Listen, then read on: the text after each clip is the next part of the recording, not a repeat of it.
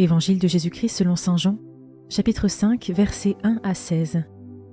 À l'occasion d'une fête juive, Jésus monta à Jérusalem. Or, à Jérusalem, près de la porte des brebis, il existe une piscine qu'on appelle en hébreu Bethsata. Elle a 5 colonnades sous lesquelles était couchée une foule de malades, aveugles, boiteux et impotents. Il y avait là un homme qui était malade depuis 38 ans. Jésus, le voyant couché là, et apprenant qu'il était dans cet état depuis longtemps, lui dit « Veux-tu être guéri ?» Le malade lui répondit « Seigneur, je n'ai personne pour me plonger dans la piscine au moment où l'eau bouillonne. Et pendant que j'y vais, un autre descend avant moi. » Jésus lui dit « Lève-toi, prends ton brancard et marche. » Et aussitôt l'homme fut guéri. Il prit son brancard, il marchait. Or, ce jour-là était un jour de sabbat. Les Juifs dirent donc à cet homme que Jésus avait remis sur pied « C'est le sabbat, il ne t'est pas permis de porter ton brancard. » Il leur répliqua « Celui qui m'a guéri, c'est lui qui m'a dit « Prends ton brancard et marche. » Ils l'interrogèrent « Quel est l'homme qui t'a dit « Prends ton brancard et marche » ?» Mais celui qui avait été rétabli ne savait pas qui c'était. En effet, Jésus s'était éloigné, car il y avait foule à cet endroit. Plus tard, Jésus le retrouve dans le temple et lui dit « Te voilà guéri. Ne pêche plus.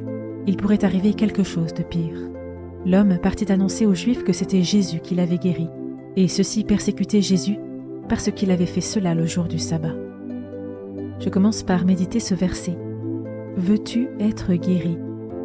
Cette parole de Jésus peut être déroutante tant la réponse peut nous sembler évidente. Pourtant, Jésus nous manifeste la nécessité de notre propre volonté pour le laisser agir et opérer des miracles en nous. Et moi, est-ce que je souhaite vraiment être guéri? Ai-je une réelle soif de laisser Jésus entrer dans ma vie et de me laisser renouveler par lui? Je peux maintenant m'arrêter sur cet autre verset.